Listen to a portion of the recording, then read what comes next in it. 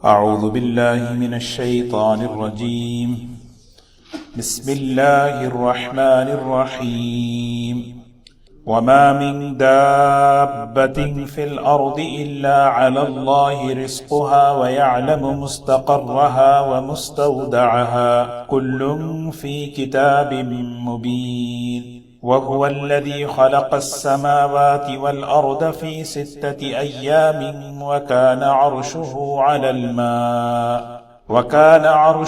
على الماء ليبلوكم أيكم أحسن عملا. ولئن قلت إنكم مبعوثون من بعد الموت ليقولن الذين كفروا إن هذا إلا سحر مبين. وَلَئِنْ أَخَّرْنَا عَنْهُمُ الْعَذَابَ إِلَىٰ أُمَّةٍ مَّعْدُودَةٍ لَّيَقُولُنَّ مَا يَحْبِسُهُ أَلَا يَوْمَ يَأْتِيهِمْ لَيْسَ مَصْرُوفًا عَنْهُمْ وَحَاقَ بِهِم مَّا كَانُوا بِهِ يَسْتَهْزِئُونَ. وَلَئِنْ أَذَقْنَا الْإِنسَانَ مِنَّا رَحْمَةً ثُمَّ نَزَعْنَاهَا مِنْهُ إنه ليئوس كفور. ولئن أذقناه نعماء بعد ضراء مسته ليقولن ذهب السيئات عني إنه لفرح فخور. إلا الذين صبروا وعملوا الصالحات أولئك لهم مغفرة وأجر كبير. صدق اللہ علیہ وسلم. 12ویں پارے کے یہ ابتدائی آیات ہیں. گزشتہ مجلس میں سورت شروع ہوئی تھی.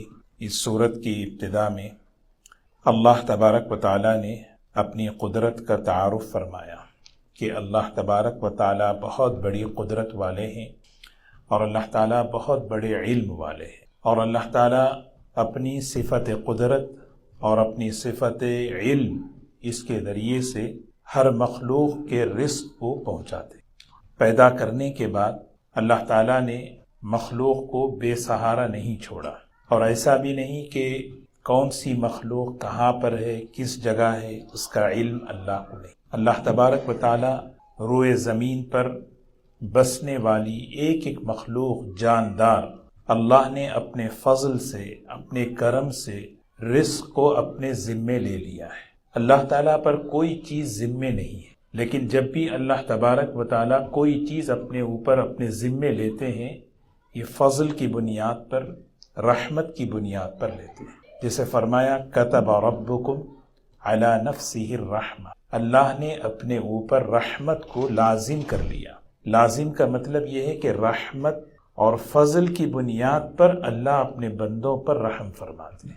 اور یہاں پر یہی بات ارشاد فرما رہے وَمَا مِن دَابَّةٍ فِي الْأَرْضِ إِلَّا عَلَى اللَّهِ رِزْقُهَا وَيَعْلَمُ مُسْتَقَرَّهَا وَمُسْتَوْدَعَهَا كُلٌّ فِي كِتَابٍ مُبِينٍ. کیسی یقین والی، ایمان سے، یقین سے بھرپور آیت دیکھیں.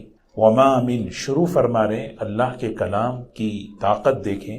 وَمَا مِن دَابَّةٍ فِي الْأَرْضِ، روئے زمین پر بسنے والا کوئی بھی جاندار ہو جس کے اندر جان ہے، اللہ تعالیٰ نے الا علی اللہ رزقها، مگر یہ کہ اللہ نے اپنے ذمے، اپنے فضل سے، اپنے کرم سے اس کے رزق کی ذمہ داری اللہ نے لی ہے. اللہ قادر ہے، اللہ علیم ہے، اللہ رازق ہے اللہ تعالیٰ. اور اللہ تعالیٰ کی رزاقیت کا نظام ہم روزانہ دیکھتے ہیں. اللہ تعالیٰ کی صفت رزاقیت پوری دنیا میں پھیلی ہوئی ہے. شروع فرمایا رب العالمین سے، اور قرآن پاک کو مکمل فرمایا رب الناس، ملک الناس، الہ الناس پر. تو اللہ کی صفت ربوبیت کا تقاضا یہ ہے کہ اللہ کی صفت رزاقیت پر یقین ہو. جس مخلوق کو جتنی ضرورت ہے، جب ضرورت ہے، اللہ تعالیٰ وہ رزق اسے پہنچاتے. روئے زمین پر کا مطلب یہ ہے، سمندر میں تو بے شمار مخلوقات ہیں. مچھلی، ایک ایک مچھلی کا رزق، اس کا مطلب یہ نہیں، یہاں یہ ہمیں سمجھانے کے لیے، ورنہ تو چاہے وہ سمندر میں ہو، چاہے زمین پر ہو، چاہے فضاؤں میں ہو، کہیں بھی ہو، اللہ تعالیٰ ایک ایک مخلوق، یہ آدمی کو جو ہے یہ چیز بہت ہی یقین، یعنی جتنی دنیا کے اندر اللہ تعالیٰ نے معاش کے، روزی کے وسائل کو اللہ پھیلا دیے، کسی کی روزی کسی علاقے پر، کسی کی روزی کسی جگہ پر، تجارت کے ذریعے، ملازمت کے ذریعے، اب انسان اس دنیا کے اندر رہتے ہوئے اس کی کوشش کرے، اس کی محنت کرے، اور اس کوشش اور محنت کے بعد اس رزق کو حاصل کرے، اور یقین یہ بنائے کہ میری کوشش سے، میرے محنت سے یہ رزق نہیں مل رہا، بلکہ اللہ تبارک و تعالیٰ اپنے کرم سے رزق دے۔ اور یہ مختصر سی جو دعا ہے کھانے کے بعد، اس دعا کے اندر یہ پیغام ہے، الحمدللہ الذی اطعمنا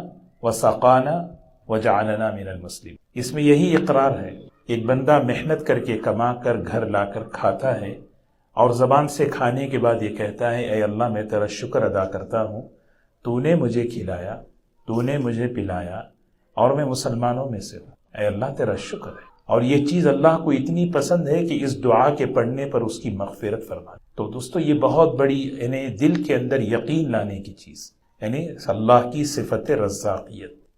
ایک بہت بڑے بزرگ گزرے ہیں، حضرت بایزید بستامی رحمۃ اللہ علیہ۔ ایک آدمی رزق کے معاملے میں پریشان ہو کر ان کے پاس آیا، کہا کہ میں بہت پریشان ہوں۔ تو انہوں نے کہا کہ پریشانی کس بات کی ہے؟ کوشش کرو، محنت کرو، رزاق تو اللہ تعالیٰ ہے۔ وہ بار بار پریشانی کی شکایت کرتا رہا، تو حضرت نے کہا کہ جس کا ذمہ رزق کا تمہارے ذمے ہے، اس کو اپنے گھر سے نکال دو، اور جس کی ذمہ داری رزق کی اللہ کے ہے، وہ تو کبھی بھی جو ہے نا، آدمی جو ہے رزق کے معاملے میں یقین اپنی جگہ ہو۔ اسی لیے یہاں پر سب سے پہلے اللہ اپنی قدرت کو بیان فرمائے، پھر اس کے بعد اللہ تعالیٰ اپنی علم کو بیان فرمائے۔ اللہ اپنی قدرت سے، دیکھیے اللہ کی قدرت، دیکھیے رزاقیت۔ چھوٹا سا بچہ ماں کے پیٹ میں ہوتا ہے، اللہ تعالیٰ وہاں اس کے رزق کا انتظام فرمائے، اور جب بچہ دنیا میں آتا ہے تو پھر اس کے لیے بھی رزق کا، اس کی ضرورت کا انتظام فرماتے۔ جیسے جیسے بچے کی ہاضمے کی استعداد بڑھتی جاتی ہے، پھر اس کا رزق بھی اللہ بڑھاتے جاتے۔ حضرت داؤد علیہ السلام کی دعاؤں میں ایک بہترین دعا ہے، یا رازق الغراب النعاب فی عشہ، اے کوے کے بچے کو اس کے گھونسلے میں رزق پہنچانے والی ذات۔ رازق الغراب، غراب کہتے ہیں کوے کو، کوے کا بچہ۔ کوے کا بچہ جب پیدا ہوتا ہے، انڈے سے نکلتا ہے، وہ سفید رنگ کا ہوتا ہے۔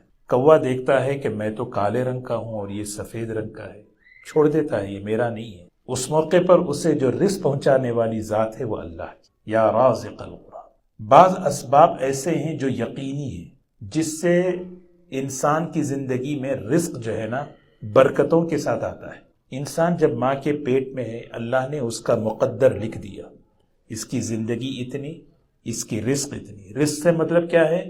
اس کی صحت، اس کی جوانی، اس کی عزت، اس کی ضرورت، سب کچھ اتنا۔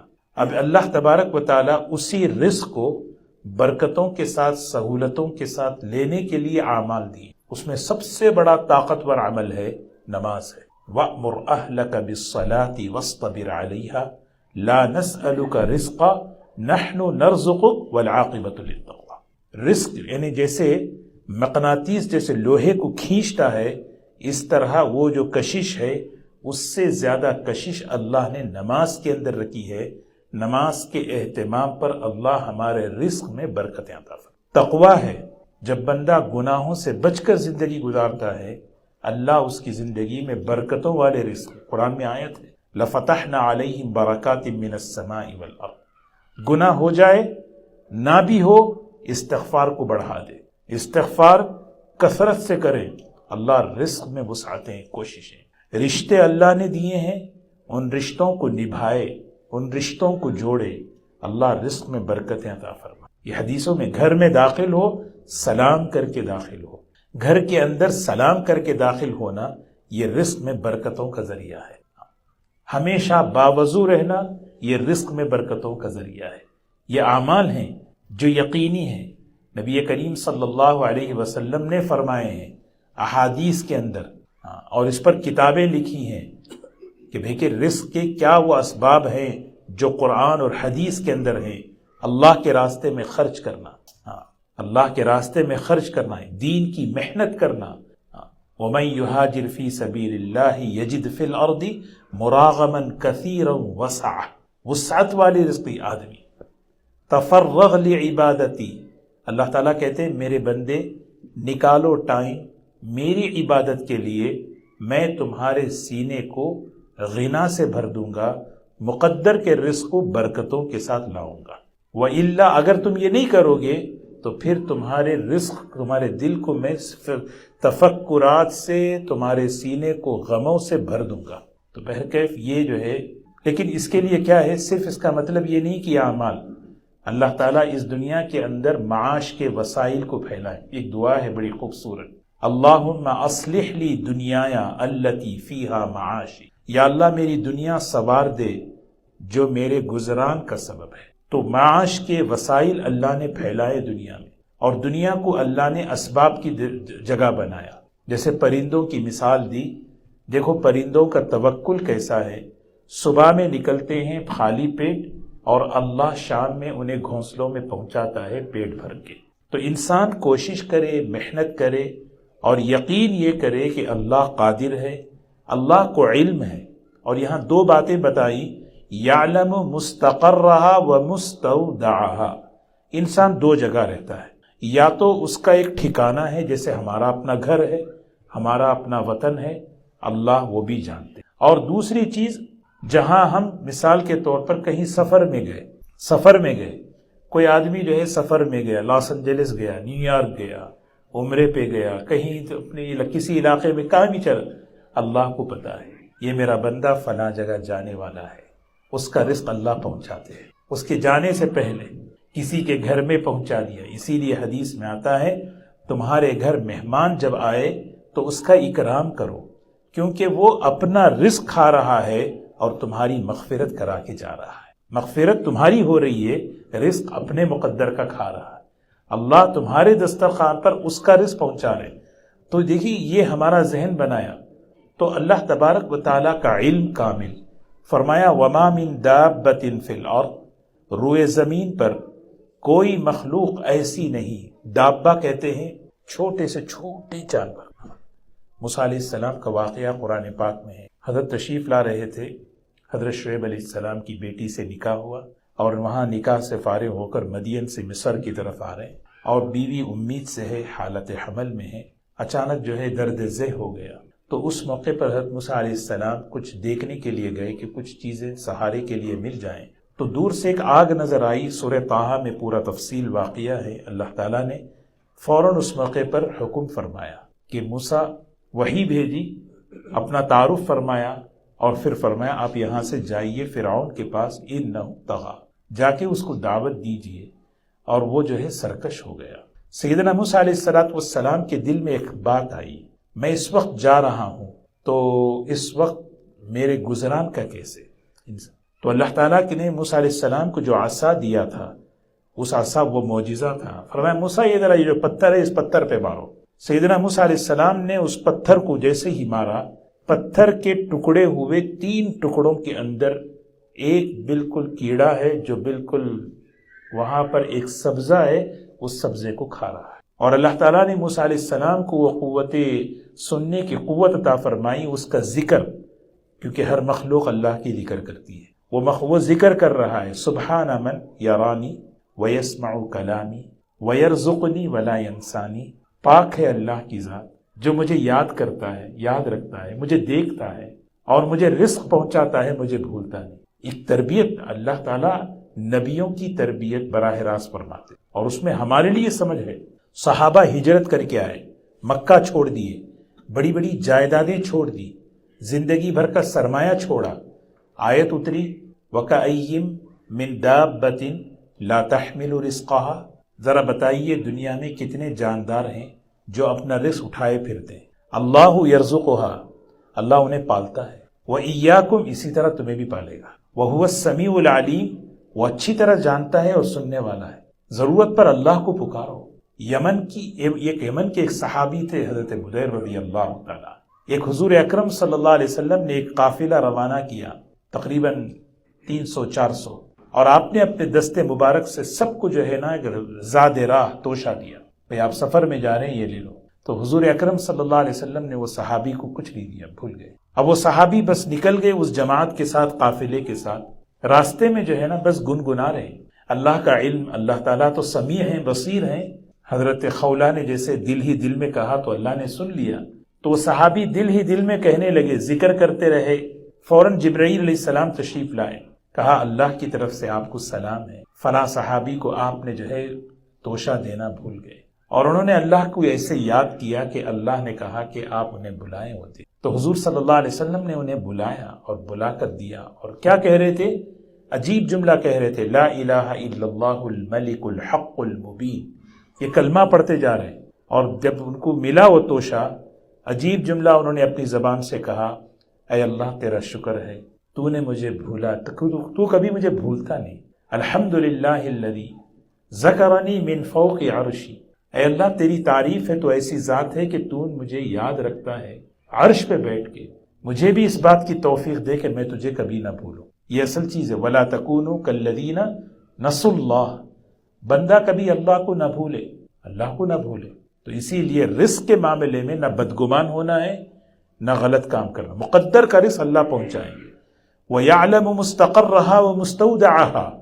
یا تو ہمارے ٹھکانے کو پہنچے گا، یا ہم جہاں جا رہے ہیں ہمارا رزق پہلے ہی پہنچ جائے گا. موت اور رزق جو ہے نا آدمی کے ساتھ ساتھ چلتے ہیں.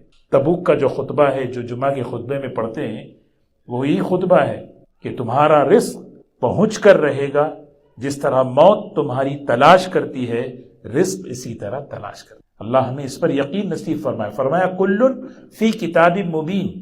ہر چیز اللہ نے لکھ دی ہے. لہذا رزق کے معاملے میں اپنے کو اتنا مت تھکاؤ کہ عبادت کی زندگی کے مقصد کو بھول جاؤ.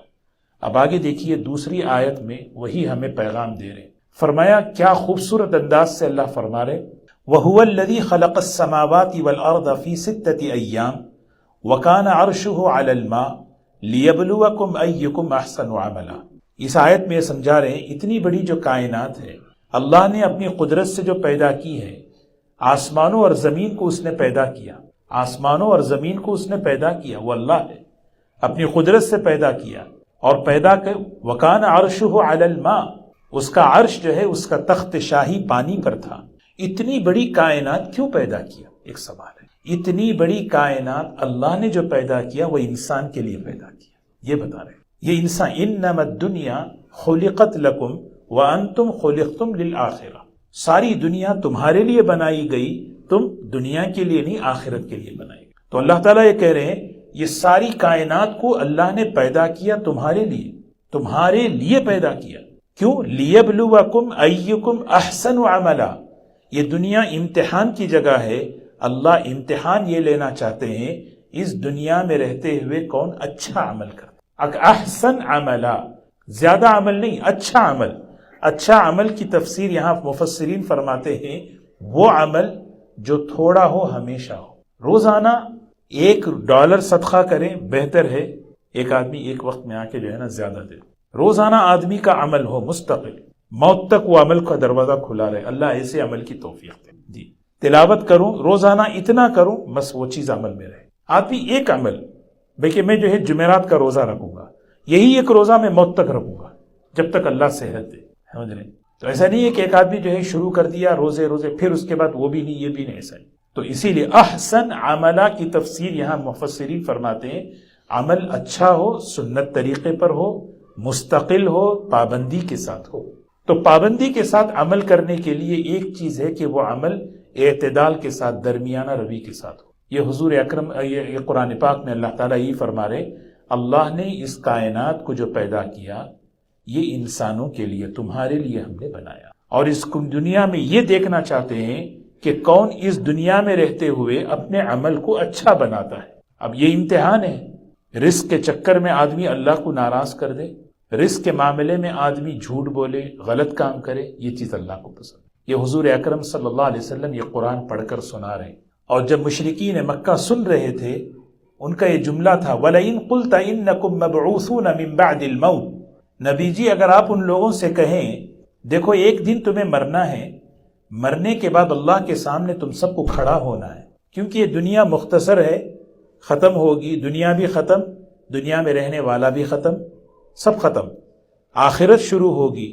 تو وہ سوال کرتے ہیں جب حضور اکرم صلی اللہ علیہ وسلم اس بات کی دعوت دیتے تھے انکم مبعوثون من بعد الموت، مرنے کے بعد تمہیں کھڑا کیا جائے گا اللہ کے سامنے اور اس زندگی کے بارے میں سوال کیا جائے گا، تو وہ مزاح کرتے تھے۔ آخرت کی بات آدمی سن کر اثر لے، قبر کی زندگی، قبر کے سوالات، حشر کے میدان کے سوالات، یہ ایک سیریس چیز ہے، یہ مذاق کی چیز نہیں۔ لَيَقُولَنَّ الَّذِينَ كَفَرُوا، وہ کافرین کیا کہتے تھے؟ إِنْ هَذَا إِلَّا سِحْرٌ مُبِينٌ، یہ قرآن جو پڑھ کر سنا رہے ہیں جادو ہے، یہ جھوٹ ہے، یہ سب بیکار کی، کیونکہ نہیں آ رہا۔ اگر ہو تو دیکھو، ہم آخرت کو جھٹلا رہے، ہم مرنے کے بعد کچھ جھٹلا رہے، اگر واقعی یہ چیز ہوتی تو پکڑ آ جاتی۔ تو اللہ اس کا جواب دے رہے ہیں، وَلَئِنْ أَخَّرْنَا عَنْهُمُ الْعَذَابَ، ہم جو ہے ڈھیل دے رہے ہیں ان کو، ہم جو ہے عذاب کو جو ہے نا تاخیر کر رہے ہیں، ہاں، إِلَىٰ أُمَّةٍ مَعْدُودَةٍ، ایک مقررہ وقت پر آئے گا، لیکن ایک مقررہ وقت تک ہم انہیں اس عذاب کو جو ہے پیچھے ڈھکیل رہے ہیں۔ لَيَقُولُنَّ مَا يَحْبِسُ، تو وہ کیا کہہ رہے ہیں؟ ما يحبس، کیا چیز ہے عذاب کو روکی ہوئی ہے؟ بھئی وہ کیوں نہیں آ رہا ہے؟ وہ کیوں پکڑے؟ کون سی چیز ہے اس عذاب کو روکی ہوئی؟ کیوں نہیں آ رہا عذاب؟ اللہ تعالیٰ فرما رہے ہیں، الا سنو، یوم یأتیہم، جس دن اللہ کی پکڑ آئے گی، جس دن اللہ کا عذاب آئے گا، لیس مصروفا عنہ، اس عذاب کو کوئی طاقت ہٹا نہیں سکتی۔ اللہ ہم سب کی حفاظت فرمائے۔ اللہ کسی کو مہلت دیتے ہیں توبہ کی توفیق، توبہ مانگے یا اللہ ہمیں معاف کر۔ لیکن اگر کوئی شخص اس غفلت میں رہے، اس زوم میں رہے، یہ سب ٹھیک ہے دیکھیں گے نہیں ہوگا، لیکن جب پکڑ آئے گی کوئی چیز اس پکڑ کو روک نہیں سکتی۔ مصروف عنہم وحاق بہم ما كانوا بہ یستہزئون، جس عذاب کا مذاق اڑا رہے تھے وہی مذاق ان کو گھیرے میں لے لے گا، ایسے پکڑیں گے کہ نکلنے کی کہیں جگہ نہیں ہوگی۔ اسی لیے اللہ کا جو عذاب ہے اس سے ہمیں اللہ سے پناہ مانگنی چاہیے۔ آدمی، اسی نبی کریم صلی اللہ علیہ وسلم عذاب کی آیتیں پڑھ کر اثر لیتے تھے، اللہ سے پناہ مانگتے تھے، یا اللہ اس سے ہماری حفاظت فرما۔ مذاق نہیں اڑاتے تھے، کیونکہ مذاق اڑانے کی چیز نہیں ہے، آدمی اثر لے۔ وَلَئِن، یہاں سے دوسرا مضمون شروع ہو رہا ہے، یہاں پہ ایک رکوع مکمل ہوا، انشاءاللہ اس کو اگلے ہفتے پڑھیں گے، اگلے انشاءاللہ مجلس میں پڑھیں گے۔ تو بہر کے خلاصہ یہی ہے، اللہ تبارک و تعالی اس پہلے رکوع کے اندر اپنا تعارف فرما رہے ہیں، تین صفات۔ سب سے پہلے اللہ اپنی صفت قدرت کو بتا رہے، پھر اللہ اپنے علم کو بتا رہے، پھر اللہ اپنے صفت قدرت اور علم کے ذریعے میں اپنے بندوں کی ضرورتوں کو کیسے پورا کرتا ہوں، اپنی ذمہ داری لیا ہوں۔ تمہاری ذمہ داری یہ ہے کہ تم مجھے راضی کرو، تمہاری ذمہ داری یہ ہے، لکم فی الارض مستقر ومتاع الی حین۔ اللہ نے دنیا میں ہمیں بھیجا اور ہم پر سب سے بڑی ذمہ داری کیا ہے؟